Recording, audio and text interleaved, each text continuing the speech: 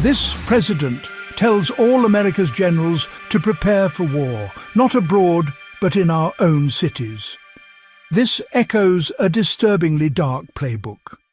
In 1930s Germany, its leaders used the threat of chaos to justify soldiers in the streets and the erosion of civil liberties.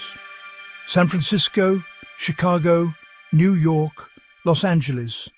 Today's headlines, yesterday's warning signs.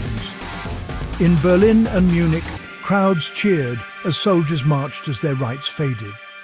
The line between defence and control is thin, and history shows how quickly it can vanish. This week, President Trump called San Francisco, Chicago, New York and Los Angeles dangerous cities, suggesting the military should use them as training grounds.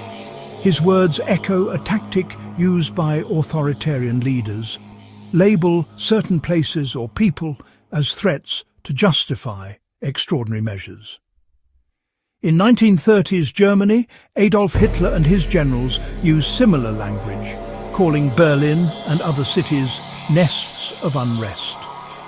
After the Reichstag fire, they claimed a national emergency, demanding military intervention and sweeping powers. The pattern is clear.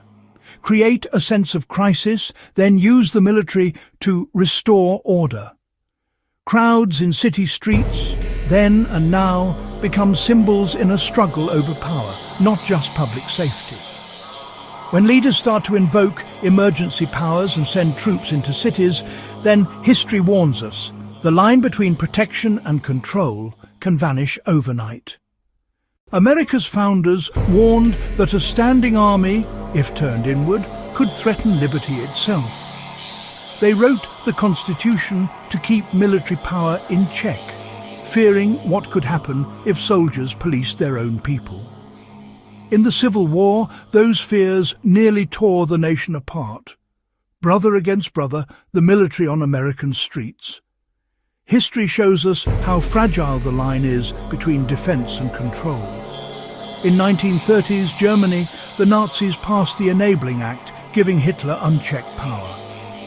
Paramilitary groups like the SA and SS marched in black and white parades, blurring the line between national defense and internal control. The Night of the Long Knives saw police and paramilitaries brutally crush dissent.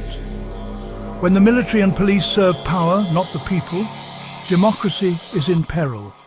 Then and now. Historians warn democracies rarely fall overnight.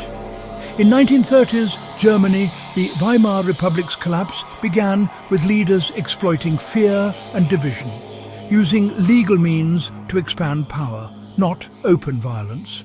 Archival footage shows German academics and journalists warning the public, yet many dismissed the danger until it was too late. Hitler's rise was paved by laws, not tanks, and justified by a supposed crisis.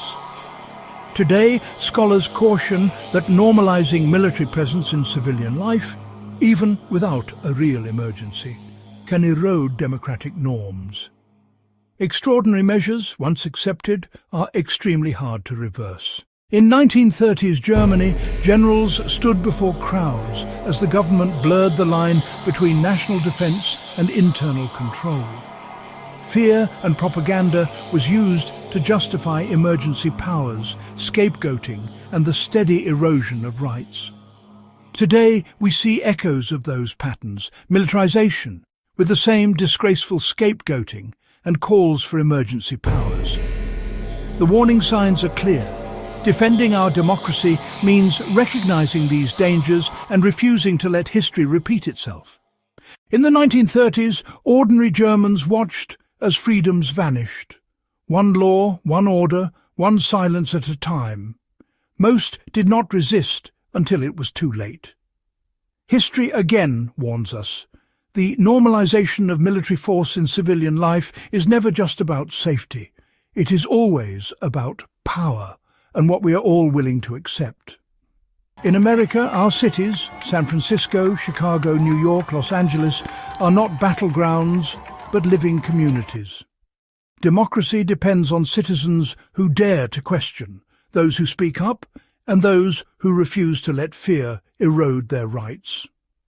The line between protection and control is ours to defend. We must remember and reflect on the lessons of the past.